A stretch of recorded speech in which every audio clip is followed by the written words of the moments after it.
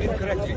Okay, I maybe you may be gay, right? In the current sense of the word, right? So likewise, norms change. Sometimes these norms have to be considered. Islamically, our Prophet has taught us to be wary of the norms and the cultures of the people you may live with, right? For example, how do we know this? The Prophet himself, Sallallahu Alaihi Wasallam, he wanted to bring the door of the Kaaba. If you look at the Kaaba in Mecca, he wanted to bring the door down. Now it is 7 feet tall. The door is actually 7 feet above, right? So why did he want to bring it down?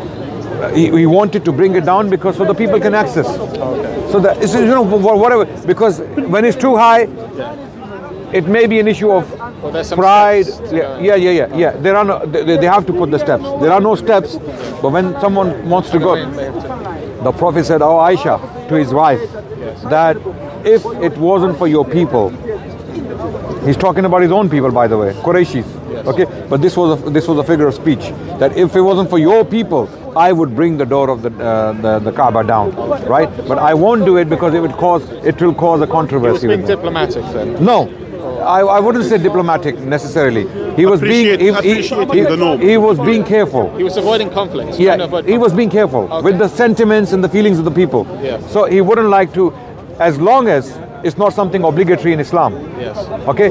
So bringing the door of the Kaaba down to earth or to the ground level is not obligatory in Islam. You understand? Yes. So he didn't do it because it would cause unnecessary controversy with the Meccans. Meccans may not be happy with it. Okay, but when it came to removing the idols, no compromise. No compromise. Yeah. No compromise. These idols don't belong here. Yes. This house was built by Abraham and Ishmael, and they were pure from they were free from idols. Therefore, idols have to be removed. It's a clear-cut case. Yeah, absolutely. Anywhere in the Arabian Peninsula, anywhere within the Arabian Peninsula, the Prophet gave specific commands to his companions: remove the idols from the entire peninsula, because this is sacred space. The land of Hijaz, what we call, this is sacred space. But were the idols removed from Iraq? Were the idols removed from Egypt? Were the idols removed from anywhere else in the Muslim lands when Muslims took these lands? No, they are still there. Yeah. You can still see the remains of the Babylonians and the Assyrians and the Egyptians and beyond. So Arabian Peninsula was. So coming back to the issue, the norms of a people, as long as they don't conflict with Islam directly, and if it's not something necessary in Islam, it's not an obligation in Islam, you may avoid it. Okay, you don't have to do it. Today, it is not normal in any society in the world to get married to younger women or younger girls for that matter. While in the 19th century, that was the norm throughout humanity. I'm saying this with confidence, and I am saying it. Every society in the world was marrying girls as young as 10. Every society. I cannot think of a society that waited for a woman to reach age of 20 or even 18 or 17. They would marry girls as soon as they reached puberty, because the mortality rate was very high. The lives of people were very short and limited. Even today, today, right now as we speak, 2021, you go to Africa, some of the countries, what is the average age? It's very low. 30. In some countries it's 30, 35. It'll shock you. In this, I mean, with all our medications, with all our antibiotics and our advancement in science and technology and in the field of medicine, people are still dying at very young age in this century. So what about the 19th century? And that's why the population growth was very slow.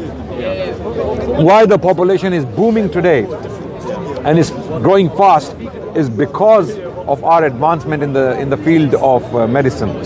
So it was absolutely normal for all human societies, and in some cases where laws were recorded legally. If you watch my lecture, it's a long lecture I delivered in South Africa, and it is titled "The Age of Aisha, a Historical Consideration" or something like that. Okay, watch the lecture. I put all the evidence on the screen. It's a presentation. You will see I put up quotes from scholars, who studied sociology, anthropology. even historians who are saying that this was the age of consent or age of marriage in certain societies or previous societies.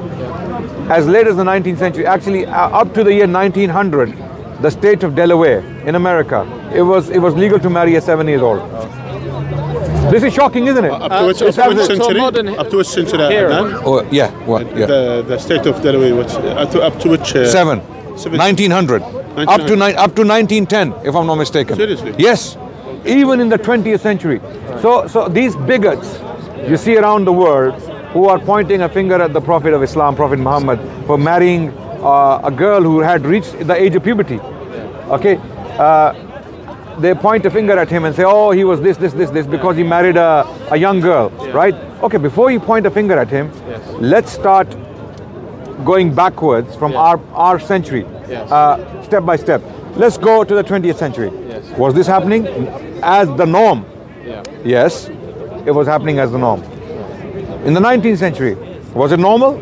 Absolutely. It was not only normal, it was legal by law, and I gave you the references now. You saw it. So people have quite short memories then with regards to historical not that they have short memories, they don't have memories. They don't have memories. They don't know. They don't know. These missionaries and these extremist atheists who are doing this propaganda online, either they themselves are ignorant or they deliberately hide this information so that people cannot know the reality. Okay, and there are some Muslims, what they do is they become apologetic and ashamed of their Prophet's history, and they start changing history. They start saying, no, she was 19, she wasn't 9.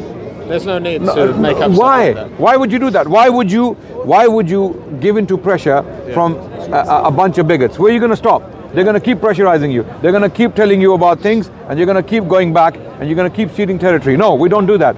If information is authentic, if it's true, and there's no doubt about its authenticity, then we don't change history. We stand by it, and we explain why this was done at that time in that period, and whether this was practiced beyond his period.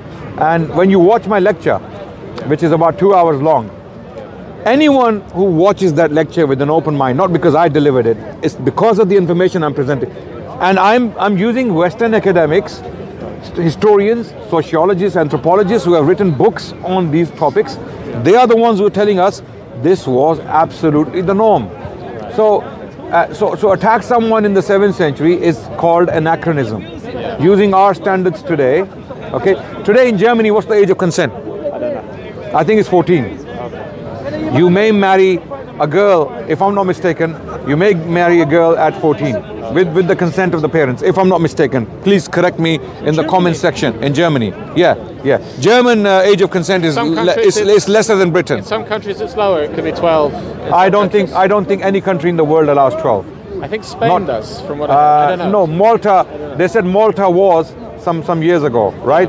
The point is, even today, people are arguing that we should reduce the age of consent in Britain. There are people who are arguing, and they are attacked on media for the right reasons. Well, really, there's a point to be made about that. I would say, obviously, in Islam, we recognize that zina is wrong, which is fornication. Yeah. So, what is better, to be married at a young age, or to not be married at a young age, potentially commit zina, and then marry later? Obviously, it's better you get married. We say marry at a legal age. Yeah, no, I know. Okay, when Muslims are in a country, we shouldn't break the law. We cannot break the law, right? So we have to be wary of the law, right? So Muslims must follow the law wherever they are, right? So marry at a legal age, right? Previously, if Muslims are alive in the 19th century or in the 18th or 16th century somewhere, let's say, right, standards were different then. Okay, today moral values have shifted poles. Okay, in particular, Western morality keeps shifting poles. Okay, in the West, morality is not a static reality. Okay, it is a forever changing. It's like the weather, the climate. It keeps changing, right? 50 years ago, homosexuality was immoral. Okay, now it is not only moral; it is a virtue. We know it is celebrated. It is cherished. We know it's wrong morally. Whatever the law says. Religiously, religions don't allow it. Islam doesn't allow it, Judaism doesn't allow it, and Christianity doesn't allow it. Objectively, we know it's wrong, regardless of what the legislation says in this country or another country. We know it's wrong. Okay, there is a difference between something immoral and something illegal, right? Okay, it's not illegal. Homosexuality is not illegal, but some people of religions, Muslims, Jews, and Christians believe it's immoral. It's immoral. It's a sin. They believe it's a sin. Yeah, absolutely. They believe it's a sin, right? So the point here is that morality here is changing every day. Okay, a bunch of people get together and they change the law, right? And they change the law looking at the society, right? Nowadays, no, 1 second. Nowadays, they are considering legalizing Class B drugs. Class A is illegal for obvious reasons, right? Okay. In some societies like Holland, okay, if you go to Netherlands, the laws on drugs are different to what we have in Britain, right? There, Class B drugs are legal. As far as I know, you can smoke cannabis and all that. Here, they are considering to legalize it. You know why? Because a lot of people are smoking it, and they want to legalize it because it will bring revenue, it will be taxed, it will be sold at pharmacies. Okay, so you don't have to have drug raids, people selling bad stuff and causing people to become mad or mental or schizophrenia and all that, right? So it's a forever changing morality. In Islam, that wouldn't be the case. Our morality is static because it is revealed by God. We believe our morality comes from God. It cannot change. So how do we avoid this sort of liberalizing tendency? Because I think it says in the Quran, doesn't it, that people will say we are but reformers, but they're just trying to corrupt religion. They're trying to. Yeah, they are peacemakers, but they are anything but peacemakers. They are the ones who are troublemakers, basically. Yes, but when it comes to liberalism, it is self-defeating. Yeah, because we see the law, like you said, in every country. It's encouraging immorality. The law is degenerating in countries, allowing drugs, allowing let's take pornography. Let's take pornography. That was illegal before.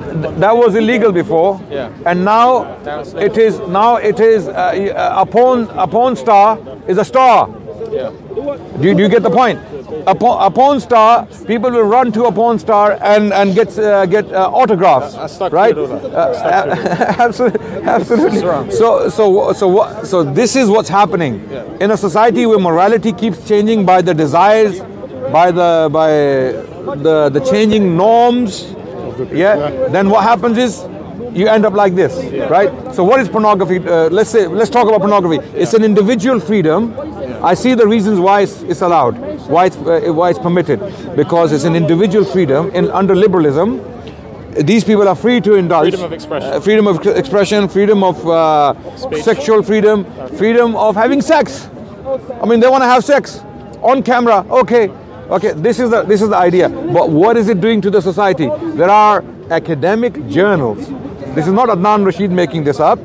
This is well-studied phenomenon. It's a social phenomenon where pornography has been directly linked to rape in Western societies. Well, what is the link?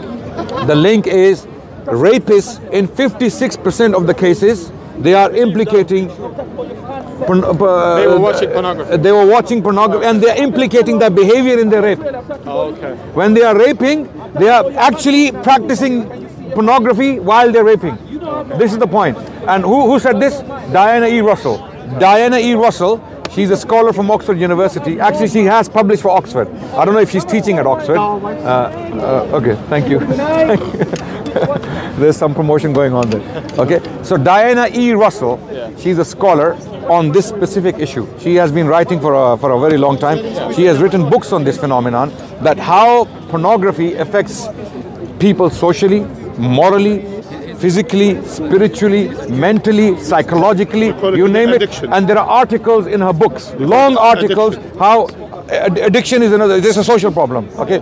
And then what it does to children, how pornography affects children. Okay, how people who are watching pornography and they end up abusing children. I'm not saying that all people who watch pornography are child abusers. Don't get me wrong. Before you start giving secular fatwas on me online, okay, don't do that, because I'm not saying that. Okay, I'm saying there are academic studies that link rape and child abuse with pornography directly.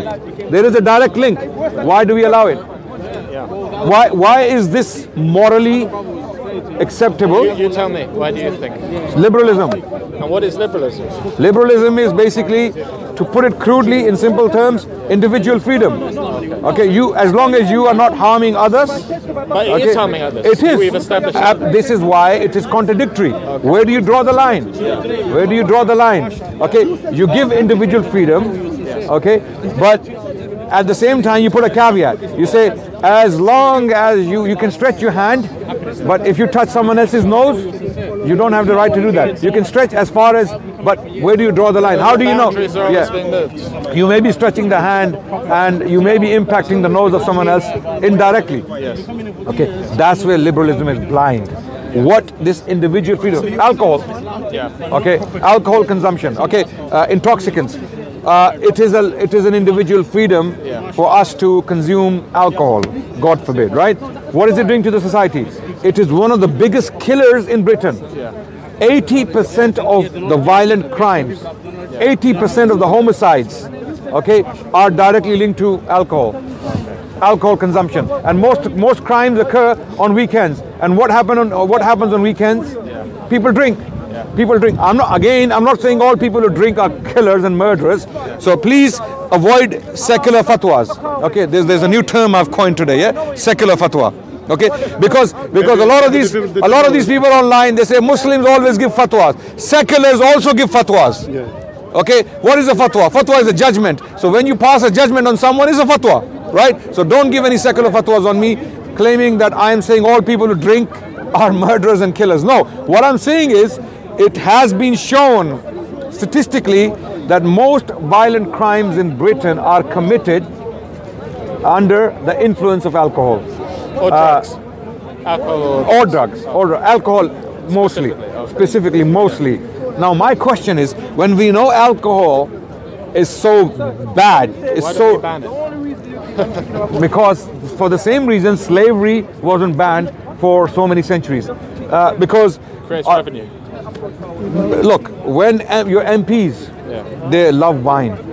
Right. Your MPs in the parliament, those who are passing bills and laws, and the House of Lords, when all of them love wine, right? When they love women outside of marriage, right? Do you think they will ever pass a law against adultery? Well, I'd be interested what happened in the US when they passed the law on prohibition, because they banned alcohol in America. And then what happened? Well, they repealed the... Why? Quickly, Luca. Oh, yeah. So, they repealed it because people started bootlicking. Yes. Alcohol was still being consumed. The same reason why they want to legalize Class B drugs here, like cannabis. They want to legalize cannabis. There are discussions on it already. It's on the table. The discussion is there, right? So the point is, these are very important social questions. Why does liberalism not work? Socially speaking, why doesn't it work? It doesn't work because it's causing major problems in our society. Brother, I suggest we call things by their proper names. Instead of calling it liberalism, why don't we call it what the Quran calls it, which is corruption? It's immorality. The word liberalism is a euphemism, because they're saying we want to be free, but free to do what? Like you said, free to commit immorality. It is a nice title for a very grim reality. And Allah says in the Quran, وَلَوْ كَانَ مِنْ عِنْدِ غَيْرِ اللَّهِ لَوَجَدُوا فِيهِ اخْتِلَافًا كَثِيرًا. If it came from other than Allah, you'll find a lot of dispute, a lot of contradiction. So that's exactly what happens. All these ideologies, literally they contradict with their own concepts. The same as liberalism. Yes. The same thing. It will contradict with the same thing. It's not internally consistent. Yes, it doesn't. No, it will eventually self-contradict. Yes. There will be a freedom under liberalism, but that freedom itself will come back to haunt itself. Which I think we're seeing in the West now, aren't we? We're seeing the failure of liberal... So you allow individual freedom to a porn star to have his or her freedom, but how that freedom goes around into the society and harms the society at large. I mean, to protect one individual's freedom, you are destroying possibly 100 families. In Brazil, in Canada, some guy watching porn at home at night, his wife catches him, or the porn inspires him, pornography inspires him, he goes out and he wants to practice it. He can't do it with his wife. His girlfriend is not a porn star. She's not going to give him what he's watching online. I mean, I'm sorry guys, I have to get, you know, so if someone is, it destroys families. I'm doing family counseling. Yeah, there is, and you're choosing to stand there in front of the camera. By the way, brother, I'm doing family counseling. So you know how many families divorced because of this, because of watching porn, because of pornography. No, this is one issue. Yes. This is one issue. Divorce, breaking families, and why are they breaking? They're not only breaking because a wife catches the husband watching porn. They are breaking because of what porn is doing to the husband. He's not happy. He's not happy with his wife. He expects his wife, because he's watching things online, on screen, and his wife or girlfriend cannot satisfy him, like, you know, so he falls into many different things. Okay, it impacts him psychologically, physically, mentally, in many different ways, and that causes a rift in the relationship, right? And I mean, there are so many studies on this. There are so many social studies on this. They are deliberately ignored, systematically put aside. It's a multi-billion-dollar industry. Okay, it is so overwhelmingly available that it is shocking.